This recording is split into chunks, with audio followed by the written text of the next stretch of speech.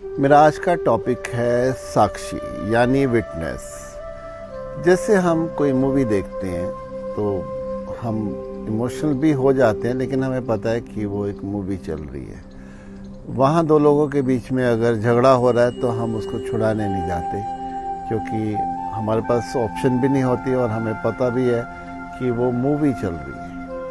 यही मैं कहना चाह रहा हूँ कि जब ध्यान हमारा बाहरी संसार में एक मूवी की तरह हम चलाते हैं, वैसे ही जब हम अपना ध्यान अपने पर ले आते हैं कि हमारे भीतर क्या हो रहा है, हमें कौन से भाव उठ रहे हैं, हमें कौन से विचार आ रहे हैं, कौन से कर्म हमें जो कर्म हमें फोर्स करते हैं कुछ करने को, तो हम उसको कैसे नियंत्रित करते हैं, जो हमारी वासनाएं उठती हैं हम उसको कैसे हैंडल करते हैं। अगर हम इन सबको एक दृष्टा भाव से देखते रहते हैं तो फिर हम साक्षी हो जाते हैं, अपने लिए भी और इस संसार के लिए भी। इस साक्षी भाव में हम सिर्फ देखते हैं कि हमारे परिवार के लोग, हमारे बहुत जो क्लोज लोग हैं, वो कैसे हमसे अपना रवैया रखते हैं, वो कैसे हमसे डील करते हैं, उनके स्वभाव व्यवहार, उनकी वाणी के भी हम विटनेस हो जाते हैं और अपने भी स्वभाव के, अपने भी व्यवहार के, अपनी भी वाणी के हम विटनेस होकर चलते हैं कि हमारे भीतर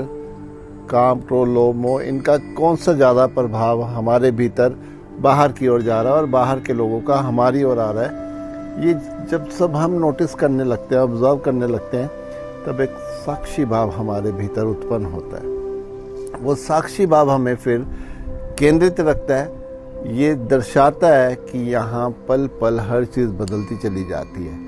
जो लोग कभी हमें हमारी बात से सहमत होते हैं, वो एक दूसरे ही पल हमसे असहमत भी हो जाते हैं। जो कोई हमें सम्मान देता है, वो दूसरे पल हमें अपमान भी कर देते हैं। तो ये जब हम देखते हैं तब हमें भीतर कुछ भी महसूस नहीं होता। हम एक बहुत शांत, एक केंद्रित रहते हैं, अपने उस आनंद की दशा में रहते हैं।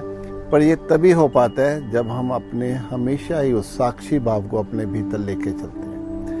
संसार से जो अध्यात्म का रास्ता है, जो जर्नी है, वो साक्षी भाव ही है। जैसे जैसे हमारी वो साक्षी भाव की परसेंटेज हमारे भीतर बढ़ती चली जाती है, हम अध्यात्म में और गहरे उतरते चले जाते हैं।